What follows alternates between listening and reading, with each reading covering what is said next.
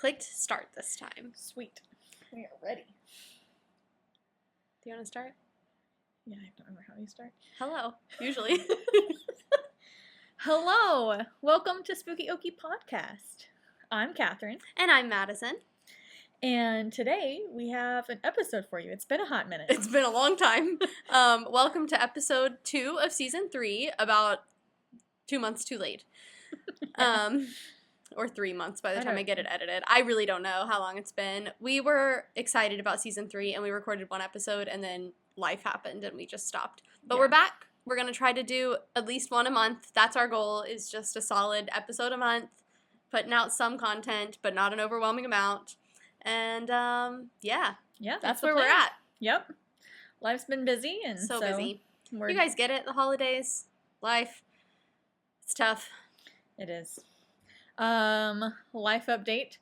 I think in the last episode I talked about having a boyfriend. You excitedly talked about having a boyfriend, yes. I am single, and I'm gladly single.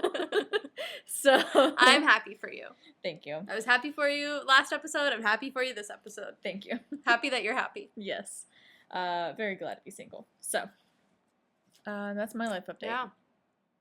I'm looking at wedding venues, so. Woo-hoo! Exciting. Yeah, that's my life update. Do I have any other life updates? Oh, big life update. TikTok ban. It went away and then it came back. Now it's back. And I have not opened Catherine didn't know it was back, and she's going to be so mad when she sees the message on there. Gosh, because it sucks. It makes me mad. It makes me not want to use TikTok. You should read it out loud. Welcome back. Thanks for your patience and support. As a result of President Trump's efforts, TikTok is back in the U.S. Ugh. He's not president. He's not even president yet. Yeah. You can continue to create, share, and discover all the things you love on TikTok. Great. I mean, I love TikTok, but... Yeah, now I'm really torn on if I even want to keep using TikTok. So I first downloaded TikTok because Trump was threatening to ban it in the first place. Yeah, but now he's trying to change the narrative and come back and be a hero for saving TikTok when he's the one who started all the talk about this ban. In the first place. Yeah, Gosh. It makes me so mad. He's trying to, get some brownie points, I guess. I don't know. Oh my gosh.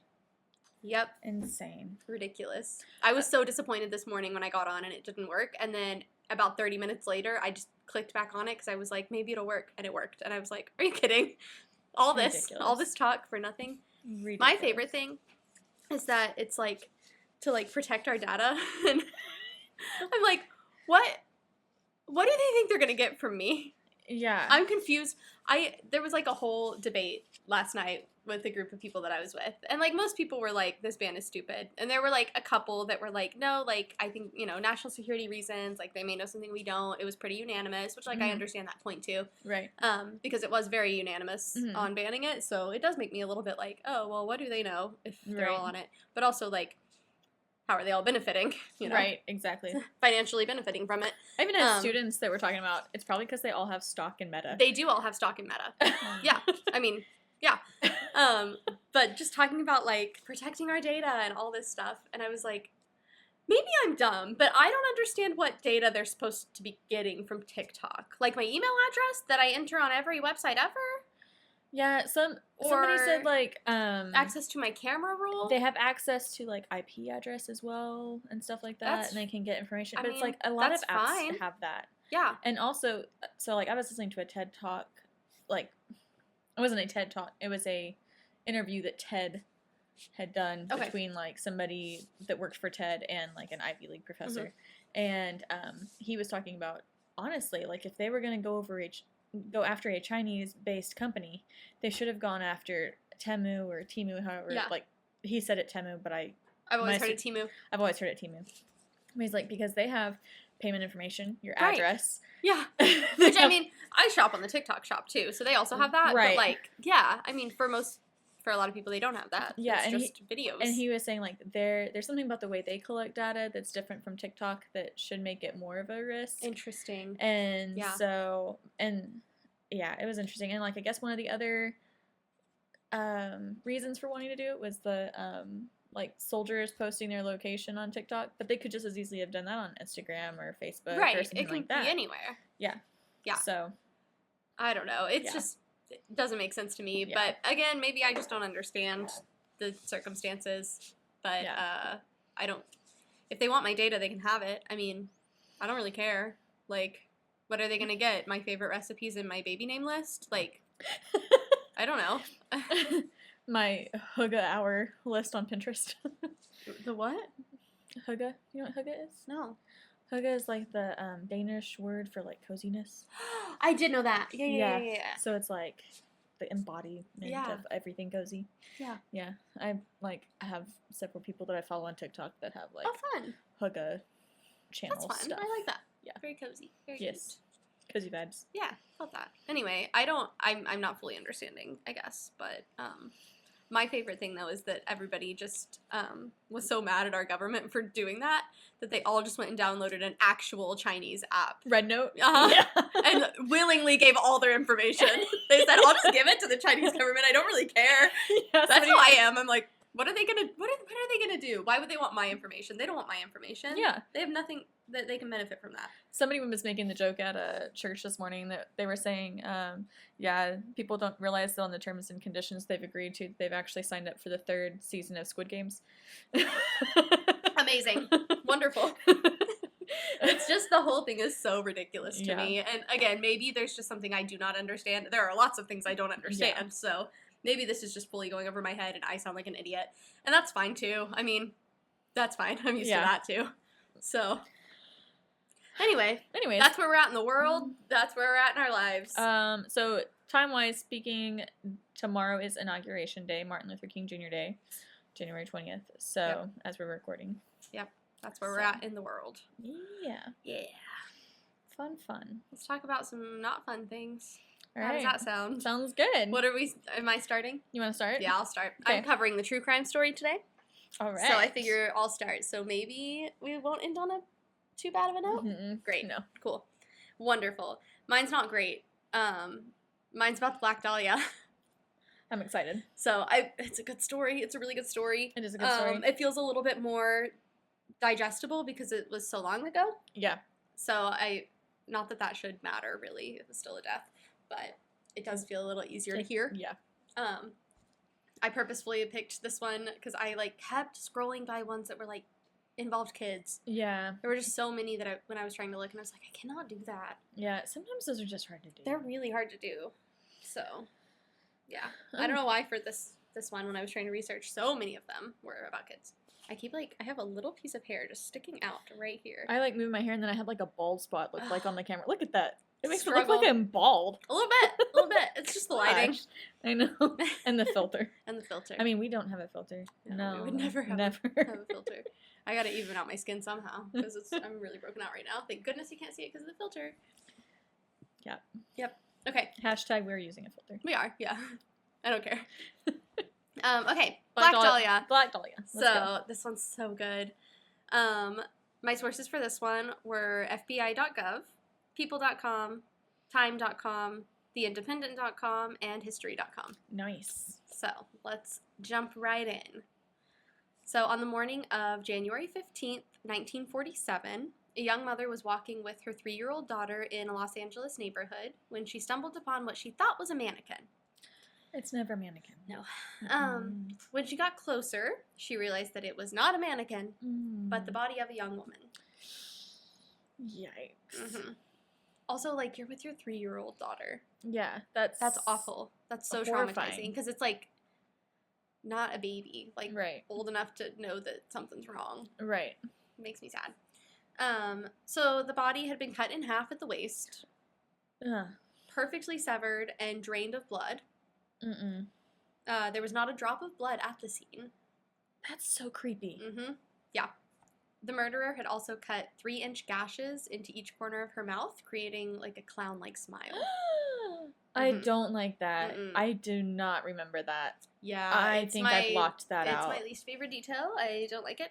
Ugh. Several of her organs had also been removed, and since there was no blood at the scene, police quickly realized that she had been murdered somewhere else before her body was placed here. Yeah. This was not the scene of the crime. And where was this? Kind of an undeveloped neighborhood in Los Angeles. Wow. Okay. So news spread quickly, and before authorities could close the crime scene, reporters swarmed the area. Great. Of course. Great. Naturally. Yeah. So contaminated crime scene. Right. Cool. Police identified the woman as 22-year-old Elizabeth Short.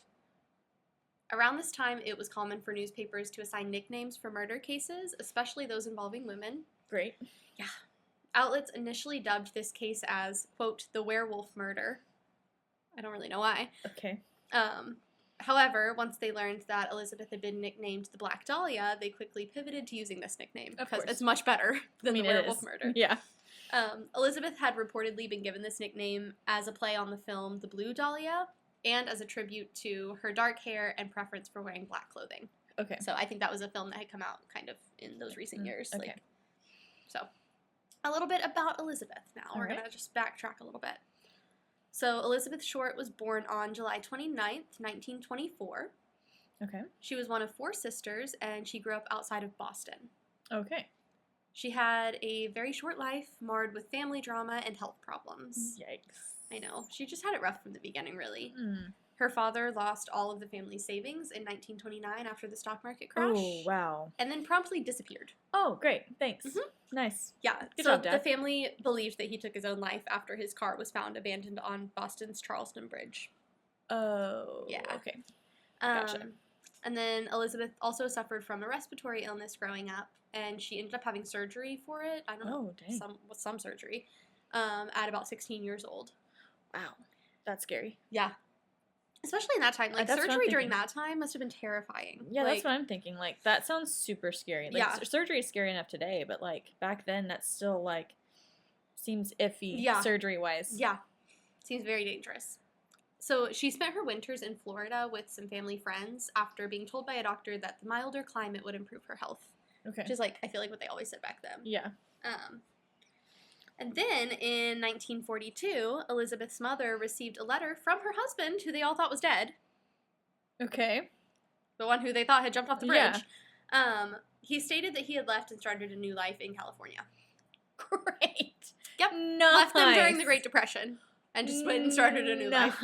Left his wife and 4 children. Wow. Mm-hmm. What a winner. Wow. Yeah. Yeah. Mm-hmm. Dad of the year, right there. Honestly, all I could think was, like, at least he left and didn't harm them. Like, the whole, like, family annihilator thing. I honestly had the same thought. Like, that could have happened, too, just as easily. Yeah. So, I mean, I guess that's a bright side. Still a really terrible thing to do. Really dark way. Not that there's, like, a bright side to any of this, but she didn't kill them all. Because, like, that's common when they have financial issues. It is, yeah. So when they have this, like, picturesque life and then it goes bad. Support it, yeah. So Elizabeth actually went to live with her father shortly after her mom got this letter out in California. Interesting. But this did not last long, and she moved out in early 1943, so, like, the next year. I don't even know how long she was there, probably a few months, it sounds like. Gotcha. So her final years were pretty unstable, and she moved from place to place. After leaving her father's home, she moved to Santa Barbara, where she was then arrested for underage drinking and sent back to live with her mother. Oh, yikes. Yeah. Okay. She was 18 at this point, or 18 or 19, but still underage. Still underage. Like, but she was an adult, so, like, it wasn't that bad. Anyway, so she moved back to Florida for a while before returning to LA to pursue her dreams of becoming an actress. So she just kind of went back and forth, LA, Santa Barbara, Boston, Florida, back to LA, just all over the place. Basically, whoever she could stay with, it sounds like. Gotcha. She was in LA for 6 months. So during her 6 months there, she was never in one place for long, working different jobs and moving between addresses. Police stated that her life in Hollywood seemed to follow a pattern. She wouldn't have any visible signs of employment. She would be broke, and then she would suddenly have some money. So we don't really know how she was making the money. Okay. Yeah. She did have a very active social life, especially when it came to dating. Okay. They found, like, an address book with, like, 75 different men's names and information in it. So she, gotcha. You know, apparently she was also, like, very showered with gifts from them and that sort of thing. Everyone that police, girls gotta get a free meal. I mean, I don't blame her. You have to do what you have to do. Also, this was the early 1940s. What is she supposed to do? Right. Like, it's hard for women to get jobs then. She can't get a bank account. Yeah. You know? Yeah. So, anyway, everyone police spoke with agreed on one thing, that Elizabeth was very secretive. Okay. So they just didn't know a lot. She stayed in LA until her death, except for one short stint where she fled to San Diego out of fear of an ex-boyfriend. Oh, yikes. So that's not great. Yeah. After this brief spell, she returned to LA on January 8th with a traveling salesman that she had been dating, and she was dropped off at the Biltmore Hotel. And then she was reportedly frightened when she was dropped off. Okay. So she was seen that evening making several panicked phone calls in the lobby, and then left the hotel around 10 p.m., and this was the last confirmed sighting of her alive. Oh, wow. There were, like, some kind of speculated sightings, like, some things that haven't really been proven. Like, this was the last confirmed sighting. There were some people who thought that they saw her. I didn't even put this in the notes, but I just kind of remember it from the articles. There was actually a police officer who reported that he thought he spoke with her. Like, he thought it was the same person. And somebody, like, came up and said she was in trouble and, like, all this stuff. Like, that somebody was trying to kill her and then just was kind of gone. Like, just kind of, like, left. I don't even know. And then he saw her later that night with, I think, 2 men. And, like, went and kind of checked on her. And she was like, yeah, I'm good. And that was it. And that was, like, the night before they found her body. So if it was her, then they saw her that night. But gotcha. Yeah, but nobody really knows. That was the last confirmed sighting, was at the hotel leaving. So going back to the crime, police were able to identify Elizabeth by fingerprints, which were on file from her previous arrest for underage drinking. Okay. So I guess that's honestly a positive, because at least she was able to be identified. Identified and wasn't a Jane Doe. Yeah. Yeah. So police actually began to turn their attention to medics as suspects, because the body was so cleanly cut that they believed the murderer must have some skill with dissection. Oh, that's creepy. I mean, it was, like, clean cut, like, surgical almost. That's creepy. I don't like that. Yeah, I hate that. Mm-mm. They also looked into a group of students at the University of Southern California Medical School. Okay. Just because they would have had that training. But, like, they had several leads, but none of which led to the killer. Like, it was just kind of a dead end. Man. They thought they had a breakthrough on January 24th of 1947, just 9 days after the body was found. A suspicious package containing Elizabeth's alleged birth certificate, photographs, business cards, and an address book was mailed to the Los Angeles Examiner newspaper.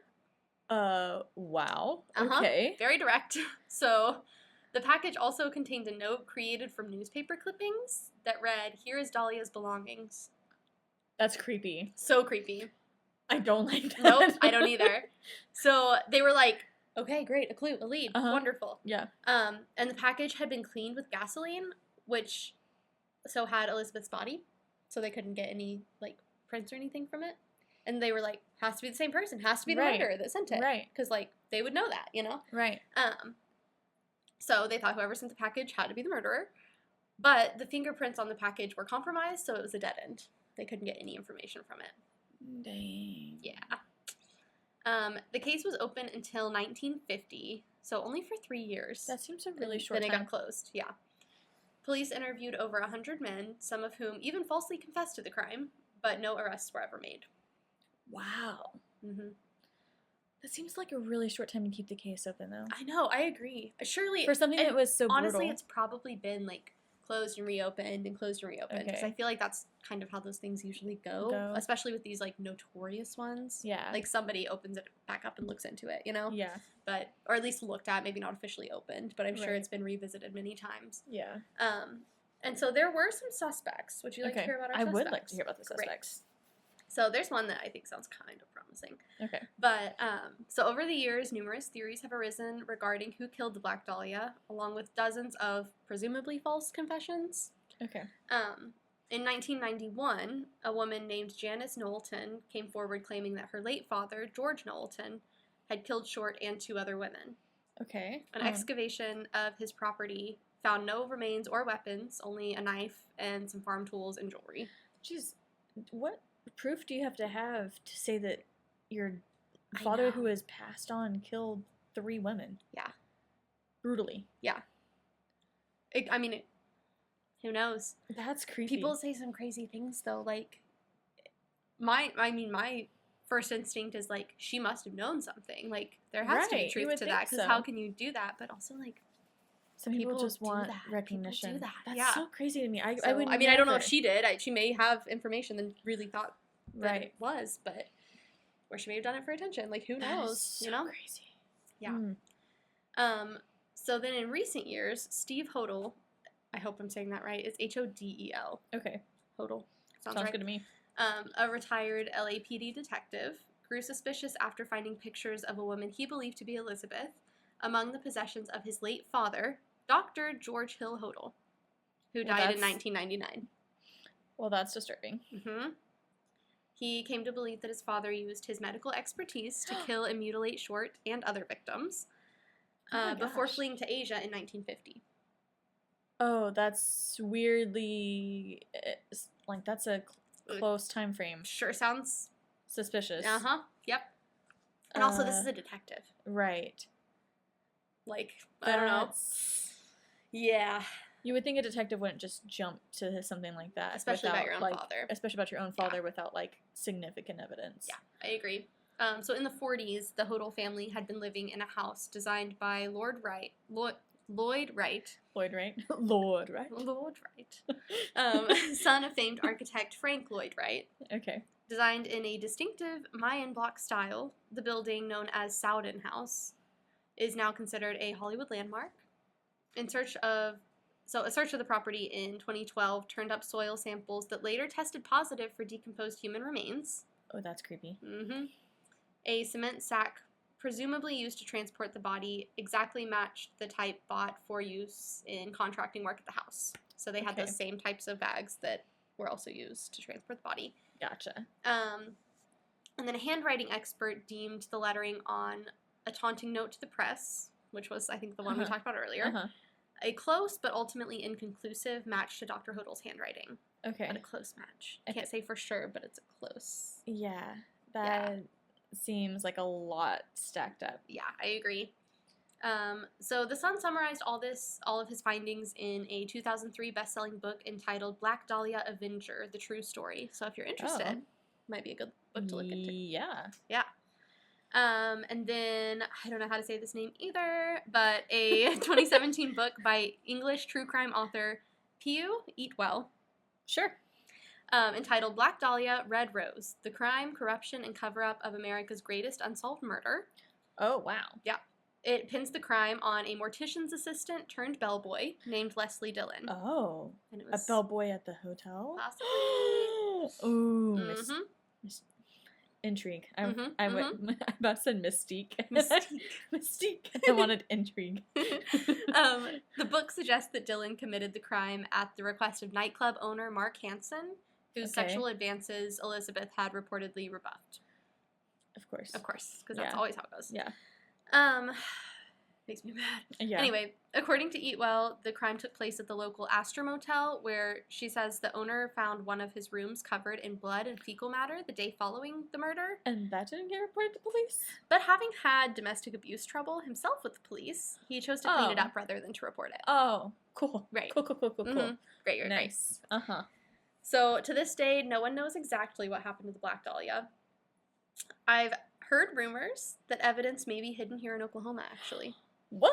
Would you like to know? Yes. I can't give a lot of information because I don't know if I'm allowed to say what's unfolding. But an anonymous source told me that some documentary crews came to Oklahoma around a year or two ago, wanting to look into a tip that there was evidence hidden inside a historic building here. Wow. So according to this source, an employee in the historic building was present or knew of the documentary crews and knew that they stated they have been told by the grandson of a suspect that the suspect, who is still unnamed at this time, came to Oklahoma following the murder and helped with construction of this building. And I think the grandson had been told, like, it had been kind of passed down that, like, there was evidence hidden there. Like, he did it and there was evidence hidden in the building. Oh my gosh. Because they thought nobody would find it. So the documentary crews didn't find any evidence while filming, but the employee that my source has a close connection to stated that there's an old safe under the floorboards that no one's been able to, like, get to or open, and the employee wonders if that might hold the answers that they are looking for this unsolved murder. That is crazy. Yeah, and it's like a building that I know. Like, it's a notorious building in Oklahoma, really. Like, a lot of people know it. I'm not going to say what it is, but it's a building that, like, if I said it, everybody would be like, oh, yeah. I know that building. Wow. So, there might be evidence about Black Dahlia's murder in a safe under the floorboards of a historic building in Oklahoma. That's insane. Who knows? It's probably just hearsay. Most likely there's absolutely nothing. But crazy. But there could be, you know? That's insane. Yeah. Oh my gosh. Yep. Anyway, that's my story. That is Black Dahlia and possibly an Oklahoma connection. But who knows? That is cool. I mean, bad but cool. Bad but cool. Well done. Cool. Well done. All right. Can I heat my coffee up really quick? Yes. Wonderful. Pause. And I'm back. All right. So, I have the spooky story tonight. Yay. So, my story is about the National Building Museum, or the Old Pension Building in Washington, D.C. I've never heard of it. I had not heard of it either. But in honor of the inauguration tomorrow, I thought I would do I guess you can say honor. I thought I would do a DC connected one. Sounds good. All right, so before I forget, my sources are georgetowner.com, dchistory.org, fox5dc.com, washingtonpost.com, wikipedia.org, lovetoknow.com, southernspiritguide.org, aamus.org, and trolleytours.com. Cool. All right, so first some background on the National Building Museum. Love it. Love an old building. I've never heard of this place, and I've been to DC. Yeah, twice. I don't even know how many times I've been at this point. It's not on the mall. Probably like 4 times. It's not on the mall. Oh, okay. So I think that's probably why we haven't heard of it. It's because it's not one of like the Smithsonian main museums like on the mall. Not one of the places you go on the tour all the time. Right. But after seeing pictures of the place, I want to go. Okay. It's really cool. All right.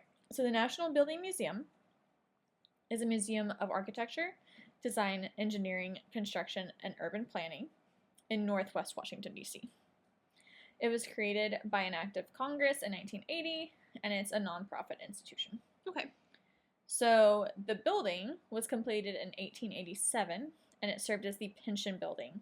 So they needed this building after the Civil War because they had so many more veterans that they needed to serve, and like families, because it also applied to their widows and orphans, and so they needed a big building to hold office space. So basically just an office building. Makes sense. But it also served as a place for several presidential inaugural balls. Interesting. Yeah. So fitting. Yeah. So its first inaugural ball was actually for Grover Cleveland, and it was hosted before the roof was even put on the building. Like, it was still in construction. Honestly, that's kind of fun. Yeah. Like, I kind of love that. Like a fun little Starry Night thing. Yeah. Isn't that so cool? Also, I always forget he was a president. And that name, Grover Cleveland. I know. It's just so interesting. Yeah.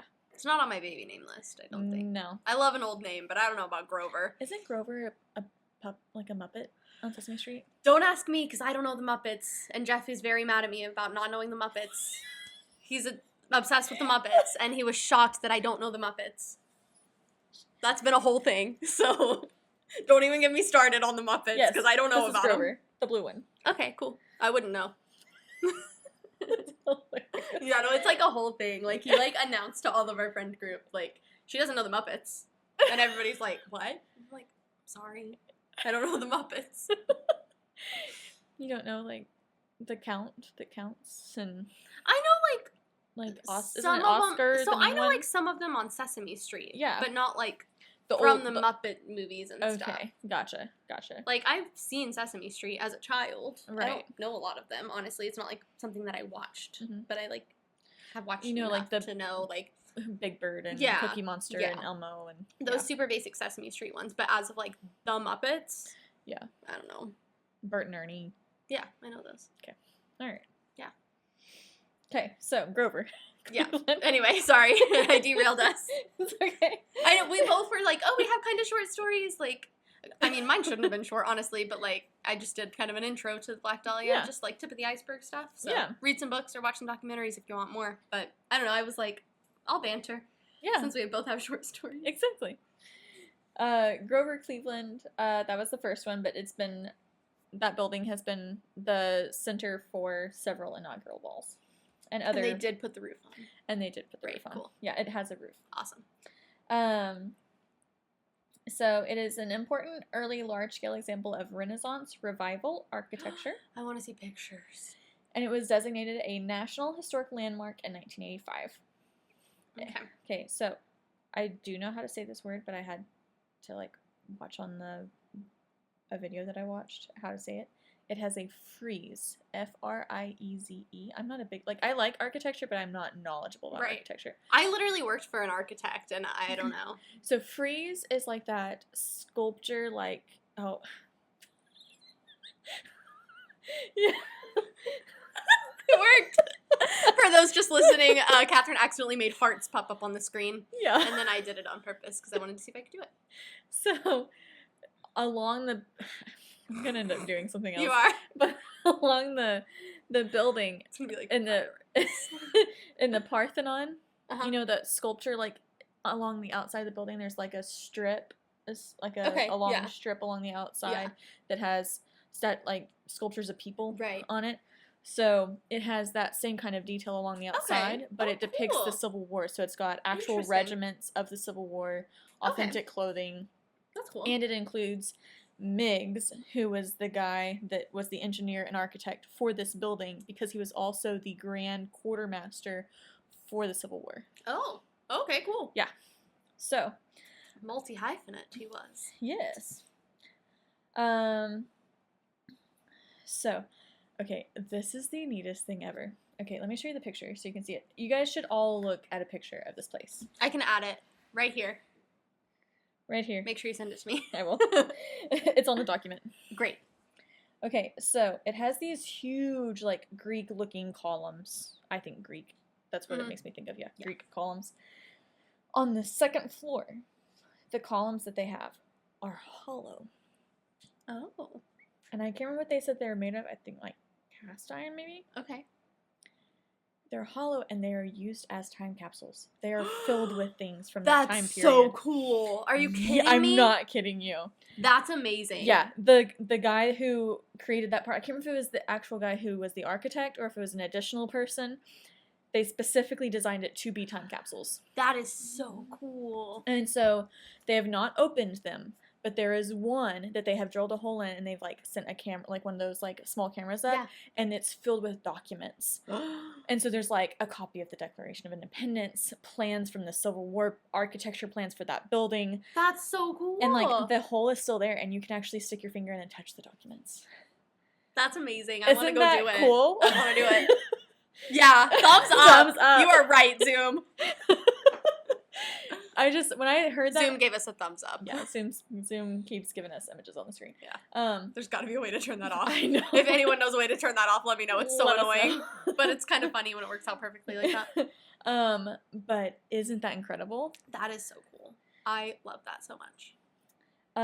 Do they have plans to eventually open them up? They said as of right now they don't. Okay. I would think that eventually at some point they would want to. Yeah. Maybe like... Especially if there are, like, multiple ones. Like, yeah, they think they are all, because they're all of the ones on the second floor are hollow. Like, you can tap it and hear it that it's hollow. Yeah. So, because the others are, like, filled in. Okay. Like, on the first floor, they're all filled in. But on the second floor, they're all hollow. And so they think they are all time capsules. Oh, my goodness. Yeah, they should just, like, do, one every 10 years or something. Well, I wonder or every 20 years. Yeah, or 50 years. Like, make it, like, a... I don't know, big anniversary thing. Yeah, because how many are there? There's like a bunch, right? There's a whole bunch. Yeah. You can make it last for so long. Yeah, so this place was at first the pension building. So after the Civil War, the United States Congress passed legislation that greatly extended the scope of pension coverage for its veterans. As well as their survivors and dependents, specifically widows and orphans. So the number of staff needed to implement and administer the benefit system increased to over 1,500. So that's why they needed this building. And they couldn't work remotely probably yet, so they're working from home. No hybrid work schedules. Not enough carrier pigeons in the world to cover that.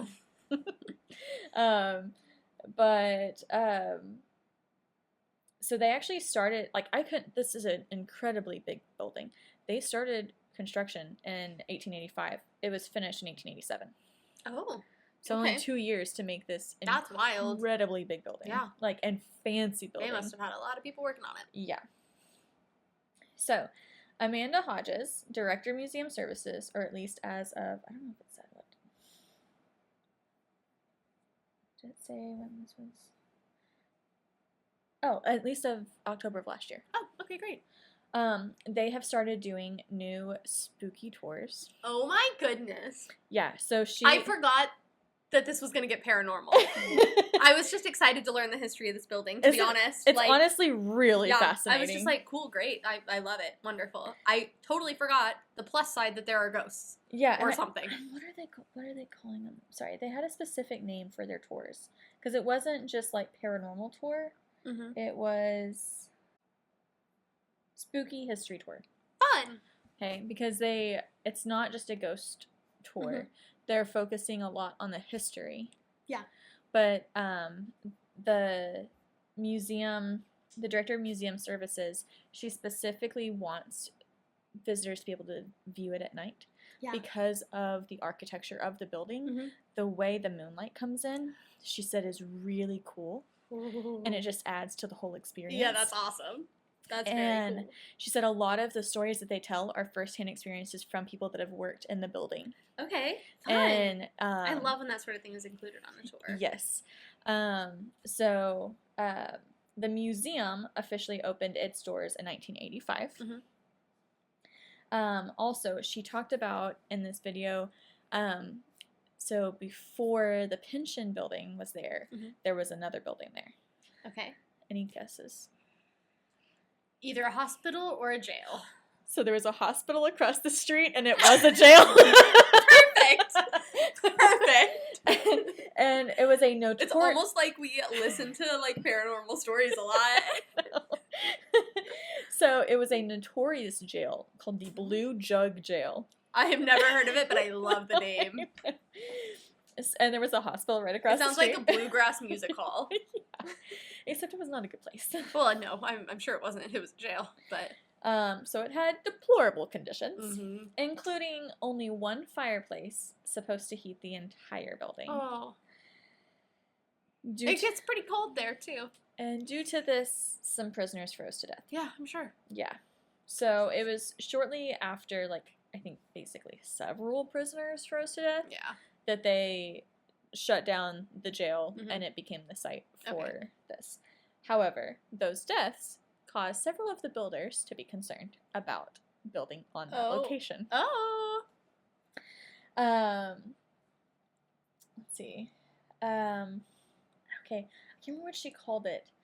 There's a specific room of the museum. Mm-hmm. It's the only room in the museum that has a fireplace. Okay. And the builders, so like all of the, when it became the museum, they had to do some renovations. Mm-hmm. They tried to keep it as like, you know, historical as possible. Right. In that room, there's like the fireplace is basically still the same. Yeah. But when they had to like redo some walls and things, in the walls and in the floorboards, they found all sorts of different things. Ooh, like what? Workers found interesting objects in these like pockets under the floor and in the walls, including glass bottles, pieces of plaster decorations, and shoes. Lots of shoes. Why? Do we know? Not pairs of shoes, not work boots from the workers, but a variety of men and women's shoes. So like one of the pair. Like is it some sort of like protection spell? Yes. Okay. So, and they're all from the 1880s. Ooh, that's so cool.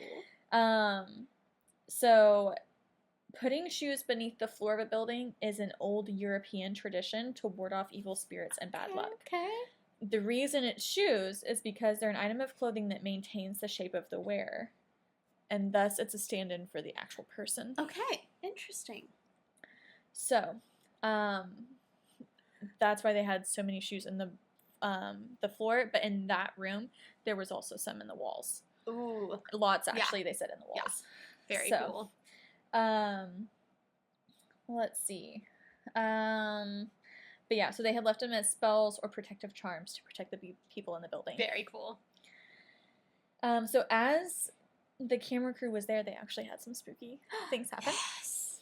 So as they're interviewing her, the producer, and they're actually at the spot by the column, like looking at the hole. Mm-hmm. And as they're talking, the producer is like, are there people upstairs? And the director's like, no, there's workers downstairs, like, cleaning. There's nobody upstairs. She's like, I swear I just saw somebody up there. Oh, I love it. And so she was like, well, I mean, you could have, but there's nobody working up there. Oh my goodness. So somebody just like ran up there to grab something they forgot, and they were like, sorry, my bad. My bad. So she went to investigate. Oh, okay. And as she's walking down the hallway to the room, she sees the shadow of a person flit by the doorway. She goes in there, and there's nobody in there. And when she goes in there, the light's on. As they're filming her walking back, the light turns off. Yeah. Nope. I don't like that. Absolutely not. Do not turn the light off on me. Like, she was out of the room, but, like, so that was the other thing, is, like, she's out of the room so and the light turns off. She couldn't have just flipped it. She's walking down the hallway, and they see it go back off. Mm-mm. Yeah. Nah, I don't like that. At least they waited until she was out of the room, though, and, like, didn't turn it off with her in there. That's true. That was thoughtful. I would have screamed. Yeah. So at one point, too, they're filming, there's this weird gate. I'm not sure what its purpose was. They didn't say it in the video. But the director did say it's, like, kind of a creepy thing. Like, on the tour, they'll close it, like, behind the people as they're going up this stairwell. Because it's, like, this gate on this stairwell. Oh, okay. So it's, like, this stairwell that's, like, going up, like, up in the wall. So it's, like, a hallway stairwell. You know what I mean? Yeah. Like, there's walls on both sides of the stairs. And that gate will close off that stairwell. Okay. And so she's like, it's really creepy when you get into the stairwell and you hear that gate close behind you. Mm-hmm. And as she's talking about this, you hear a ringing, banging, like somebody's pounding on the gate. And her hands, you can see in the video, her hands are not touching the gate. That's so creepy. Yeah. Oof. Yeah. And at that point, she said, most of the ghosts are friendly. A couple are concerned, and one would like to be left alone. I mean, same. I didn't. But she did say that the one that was in the area where the producer saw somebody, she said that was not one that liked to be left alone. Okay. That it was one of the friendly ones. They're just kind of chilling, doing their own thing. They're like, oh, you saw me. You saw me. Sorry. I'll turn the light off. I'll turn the light off for you. Yeah. At least they're not, like, malicious. No. So she said that she has talked to a lot of people that have worked, like, the workers that have work at night, like the cleaners and maintenance and stuff like that. She's talked with them, and the most common figure that they've seen is the figure of a woman. Okay. She mainly is on the first floor. They say that she is in a long black dress or long black, like, hoop skirt. Okay. With a long black veil over her face. Ooh. Yeah. So they think that she must be a widow. That makes sense. From Civil War time. Mm-hmm. She's seen walking back and forth. She's seen opening and closing doors. Okay. And when occasionally, sometimes she's in the bathroom and she will slam stall doors and she will flush toilets. She's mad that people aren't flushing, and she's slamming the doors after she flushes. So she wonders, like, if maybe she's one that, like, didn't get the pension. Like, if, like, her husband died in the war and the pension got tied up with red tape, bureaucratic stuff, and she was never able to get it. Yeah. And, like, it hurt her family or something like that. Interesting. So yeah, I didn't expect a woman there. Like, I expected, like, the prisoners and stuff, or, like, maybe veterans, or, like... Right. Interesting. Yeah. So some other things that are seen. A man is seen to ride along the upper floors on horseback. That's so cool. Yeah. Oh, I would love to see that. So, okay, let's go back to this picture. So... Here it is. A reminder for everyone. There you go. You see the coloring, like, on the columns? Yeah. People will see that coloring morph into faces. Oh, I hate that so much. That's so creepy. I do not like that. On the eve of the death of Buffalo Bill Cody in 1917, a guard saw the veins in the onyx, so, like, take on the shape of a Native American head and a buffalo. Oh, well, that's kind of cool. Other faces seen on the columns include George and Martha Washington. Okay. Seems a little random, but okay. Yeah. But eventually they were painted over because like it got so bad. People were so freaked out by what they would see. That's like, wild. Like security guards and other people, like they would get so freaked out by what they would see in the columns that they painted over them. Do you think that's actually paranormal, or do you think that's like mind's trick of if you stare at something long enough, you're gonna find something in it and like start seeing things? Kind of like with like scrying, like how you think it's like staring into a mirror or into water long enough makes your mind play tricks. Yeah, that's my thought. Yeah, I think it's probably that, or like like how she talked about the moonlight coming in different spots, like maybe the light hitting it at different points, maybe it makes it look different. But it's hard to say. Yeah, who knows? A lot of things I don't understand. Yep. People will hear strange noises. People also see the ghost of a woman dressed in white. There's always one. Objects will go missing, only to reappear in strange locations. That one's always so frustrating because you're like, come on, man. I know. Just give me my stuff. I lose it enough on my own. Yeah. I don't need your help with that. I don't need help doing I don't need you to move it around. No. This one's interesting. The spirit of James Tanner, the stenographer for the Lincoln assassination, witness testimonies. Also haunts the building. Why? I saw another note and I could not find. I read it when I was first looking through the articles and I couldn't find it when I was going back through. I hate when that happens. I think it was one of Lincoln's sons. Okay. Did something with the building. Oh, interesting. I don't know. That's so weird. Yeah. I'd be mad if I got stuck haunting a random building that I didn't really have an attachment to. I know. I'd be like, how did I end up here? How did I end up here? I've been here twice. Yeah. So that's basically it. But that's so interesting. Yeah, so I think the other thing I heard was like sometimes you could hear the yell of like voices. Okay. So like lots of people like clamoring like in the jail cell, in the jail cells. Yeah. Does the hospital play any role in any of it, or is it just kind of a like? She made it seem like in the thing that it was across the street. She made it seem like in the video, like that there might be a couple of stories from that. But I couldn't find anything. Yeah, but we just don't know. Yeah. Yeah. Interesting. So. I love it. I've never heard of that, and I've been to DC multiple times. Same. And I've never heard of it, but now I want to go. Yeah. Yeah, me too. I love the time capsule columns. It's so cool. I just was like... I got so excited. When I saw that, I was like, oh my gosh, that is so cool. I love a time capsule. Yeah. So, anyways, that is my spooky story. Great job. I love that. Thank you. I love that... I also love that the ghost flushes the toilets. Like, how nice for the cleaning people that, like, she flushes the toilets for them. They're probably like, okay, cool. She's got it. She's got it, I wonder if they've named her. They have to have named her. You would think they would have, but nobody has...